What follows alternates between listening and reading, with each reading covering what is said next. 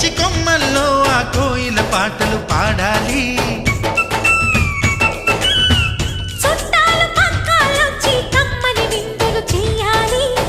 చూసేటి ఊరు వాడ మనసారా దీవించాలి. నలుగురు కలిసి చేతులు కలిపి మన కలలన్నీ పండించాలి. ఒక చోట పుట్టని కోడళ్ళు అయ్యారు అమ్మకే కూతుళ్ళు. త్వరలోని ముద్దుగా పుడతారు ఈ తాత పోలికల మనవళ్ళు. ఈ సంతోషాలు సరదాలే మా పండుగలు.